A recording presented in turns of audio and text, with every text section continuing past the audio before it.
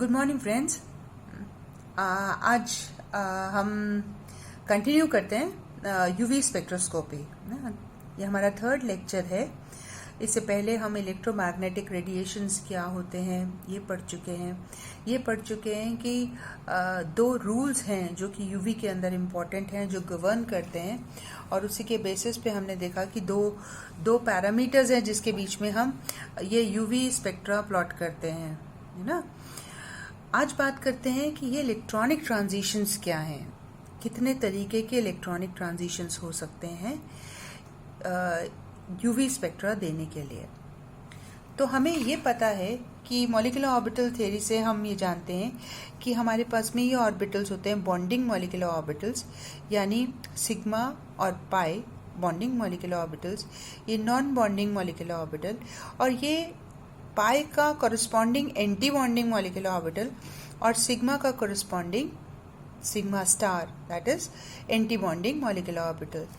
तो lower energy level के ऊपर इलेक्ट्रॉन्स पहले भरे जाते हैं और फिर यही इलेक्ट्रॉन्स हैं जो कि हम कहें कि इनका ट्रांजिशन हो जाता है हायर एनर्जी लेवल। इतनी अमाउंट ऑफ एनर्जी, अगर हम ये देखें तो ये एनर्जी इंक्रीजिंग एनर्जी है, और अगर हम सिग्मा टू सिग्मा स्टार के बीच में देखें तो एनर्जी इज मैक्सिमम, और एन टू पाई स्टार के बीच में देखें तो एनर्जी इज मिनिमम। ये जो वाई एक्सिस के ऊपर हमें दिखाई दे रहा है, ये हमारा एनर्जी कंटेंट है।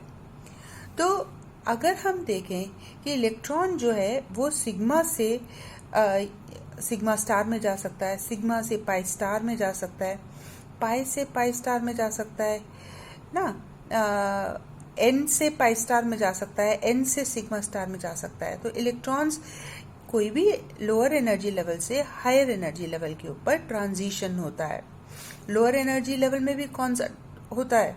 वो ऑर्बिटल जो कि हाईएस्ट ऑक्यूपाइड मॉलिक्यूलर ऑर्बिटल होता है। हम इसे कहते हैं होमो, HOMO, होमो, यानी हाईएस्ट ऑक्यूपाइड मॉलिक्यूलर ऑर्बिटल के अंदर जो इलेक्ट्रॉन है, सबसे ऊपर जहां भरा हुआ इलेक्ट्रॉन है, वो ट्रांजिट हो जाता है लोएस्ट अनऑक्यूपाइड मॉलिक्यूलर ऑर्बिटल, यानी लूमो में, LUMO, lowest unoccupied molecular orbital में। तो यहाँ हम देखें, हमने ये ऑर्बिटल्स के शेप्स ड्रॉ किए हैं। बॉन्डिंग मॉलिक्यूलर ऑर्बिटल हमें पता है कि बॉन्डिंग होती है, और एंटी बॉन्डिंग के अंदर देखिए हम साइंस से दिखाते हैं, राइट। पाई स्टार के अंदर हमने ऑपोजिट साइंस दिखाया, जबकि यहाँ क्योंकि ओवरलैप होता है तो दोनों प्लस साइड सेम साइड में। इस सिचुएशन को अगर हम स्टडी करें तो हम ये देख सकते हैं कि हम इन ट्रांजिशंस को अरेंज करें तो n to pi star transition के अंदर सबसे कम एनर्जी की रिक्वायरमेंट ये n to pi star transition है, और बढ़ते बढ़ते अगर सिग्मा टू सिग्मा स्टार देखें तो ये सबसे हाई एनर्जी रिक्वायर्ड है ना। एक एक करके इनको पढ़ते हैं। अगर सबसे ज़्यादा रिक्वायर्ड एनर्जी जो है वो sigma to sigma star transitions में है, तो sigma to sigma star transitions कब होंगे? हमने देख लिया कि ये हाई एनर्जी या हाईएस्ट एनर्जी है, रिक्वायर्ड एनर्जी जो है हाईएस्ट है, और हमें ये एक्सप्रेशन पता है, E is inversely proportional to wavelength, है ना। तो जब sigma to sigma star transitions होते हैं, पहली बात तो ये ट्रांजिशंस तब हो सकते हैं जबकि किसी कंपाउंड के अंदर खाली सिग्मा बॉन्ड है। सिग्मा बॉन्ड के इलेक्ट्रॉन्स जो हैं, ये इलेक्ट्रॉन एक्साइटेड स्टेट के अंदर चले जाते हैं। ये इलेक्ट्रॉन्स, जैसे ये इलेक्ट्रॉन हमने ड्रॉ किया, सिग्मा इलेक्ट्रॉन्स, और ये इलेक्ट्रॉन ट्रांजिट हो गया। तो ऐसे कंपाउंड्स जो कि सैचुरेटेड हाइड्रोकार्बन्स हैं, जिनके अंदर खाली सिग्मा बॉन्ड है, वो इस तरीके का स्पेक्ट्रा देंगे। हाईएस्ट रिक्वायर्ड एनर्जी है, अगर हाईएस्ट रिक्वायर्ड एनर्जी है तो wavelength required will be less, और इसीलिए ये फार यूवी रीजन के अंदर एब्जॉर्ब करते हैं। फार यूवी रीजन का मतलब कि 200 नैनोमीटर से भी नीचे एब्जॉर्ब करते हैं। और जब हम पहली क्लास पढ़ रहे थे तो हमने देखा था कि 200 नैनोमीटर्स के नीचे जो है वो हमारा स्पेक्ट्रा लेस इंफॉर्मेटिव होता है। पहली बात तो ये वाला जो स्पेक्ट्रा, अगर 200 नैनोमीटर से नीचे का हमें स्पेक्ट्रा लेना है तो हमको ऑक्सीजन से फ्लश करना नाइट्रोजन से फ्लश करना पड़ेगा, 150 नैनोमीटर्स तक हम कर सकते हैं, और नाइट्रोजन से फ्लश करना पड़ेगा क्योंकि इस रेंज के अंदर ऑक्सीजन एब्जॉर्ब करती है। और 150 के नीचे 100 नैनोमीटर्स तक तो नाइट्रोजन भी एब्जॉर्ब करती है। तो फिर हमें वैक्यूम करना पड़ेगा, इवैक्यूएट करना पड़ेगा, और इसमें हम वैक्यूम के अंदर ही पढ़ सकते हैं। तो वैक्यूम यूवी बोलेंगे उसको। तो ये हमारे लिए बहुत लेस इंफॉर्मेटिव है।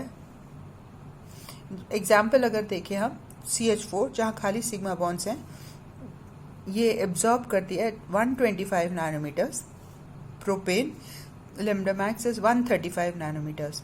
यानी sigma to sigma star transitions हो सकते हैं, लेकिन उसके लिए हमें वैक्यूम में पढ़ना पड़ेगा, और वो हमारे लिए फ़ायदेमंद नहीं रहेगा। आइए अब नेक्स्ट ट्रांजिशन देखते हैं, N2 sigma star transition. N2 sigma star transition जैसा नाम बता रहा है, नॉन बॉन्डिंग इलेक्ट्रॉन्स, यानी इसके अंदर सैचुरेटेड कंपाउंड्स हैं लेकिन उसके अंदर नॉन बॉन्डेड इलेक्ट्रॉन्स हैं। नॉन बॉन्डेड इलेक्ट्रॉन्स कहाँ किस में हो सकते हैं? हीटेरो एटम्स में। ऑक्सीजन है, क्लोरीन है, नाइट्रोजन है, सल्फर है। अगर ऐसे ग्रुप्स प्रेजेंट हैं और लेकिन सैचुरेटेड है, सिंगल बॉन्ड है, तो हमें N2 सिग्मा स्टार ट्रांजिशंस दिखाई दे सकते हैं। ये ट्रांजिशंस भी 200 नैनोमीटर्स के नीचे ही होते हैं। अगर हम यहाँ देखें, X लगाया हमने, और ये हम इस तरीके से एक्साइटेड स्टेट को दिखा सकते हैं। एग्जाम्पल्स लें तो सैचुरेटेड अल्कोहल्स और सैचुरेटेड ईथर्स। अब क्योंकि ये जो स्पेक्ट्रा हमें देते हैं ये 200 नैनोमीटर्स से नीचे देते हैं, और हमें स्पेक्ट्रा स्टडी करना है 200 to 400 नैनोमीटर्स के बीच में, तो हम इनको सॉल्वेंट्स की तरह इस्तेमाल कर सकते हैं। तो यूवी के अंदर जनरली सैचुरेटेड अल्कोहल्स और ईथर्स जो है वो सॉल्वेंट्स की तरह इस्तेमाल किए जाते हैं। नेक्स्ट आइए pi to pi star transition. Pi to pi star transition, energy required is less as compare to N to sigma star, और वो कंपाउंड्स जिनके अंदर मल्टीपल बॉन्ड्स हैं, है ना, मल्टीपल बॉन्ड्स होंगे, वहीं पर ही पाई बॉन्ड होंगे, वहीं पर ही पाई टू पाई स्टार ट्रांजिशन हो सकता है। और इसके अंदर ये ज़रूरी नहीं है कि इसके अंदर हीटेरो एटम हो या ना हो, बट इसके अंदर डेफिनेटली पाई बॉन्ड होना ज़रूरी है। एग्जाम्पल लें, अगर हम इथीन का एग्जाम्पल लें तो ये 175 नैनोमीटर्स, ये भी 200 नैनोमीटर से नीचे है, लेकिन फिर भी हम इसको स्टडी कर पाते हैं, हमारी रेंज में आ जाता है। इसी तरीके से एसिटिलीन को देखें तो 175 नैनोमीटर्स पर ही एब्जॉर्ब करता है। तो ये पाई टू पाई स्टार ट्रांजिशन हमें यूवी के अंदर हमारे लिए बहुत यूजफुल है, क्योंकि इससे हमें ये पता चल जाता है कि यहाँ पर मल्टीपल बॉन्ड्स हैं, यानी पाई बॉन्ड्स हैं कि नहीं। अब आइए N to pi star transition. N to pi star transition lowest energy, सबसे कम एनर्जी रिक्वायर्ड है N to pi star transition के लिए। वो कंपाउंड्स जिनके अंदर नॉन बॉन्डेड इलेक्ट्रॉन्स हैं और साथ ही साथ पाई बॉन्ड्स भी हैं, है ना। तो पाई बॉन्ड के साथ में और नॉन बॉन्डिंग इलेक्ट्रॉन्स, यानी हीटेरो एटम तो होना ज़रूरी है और साथ ही साथ पाई बॉन्ड भी होना चाहिए।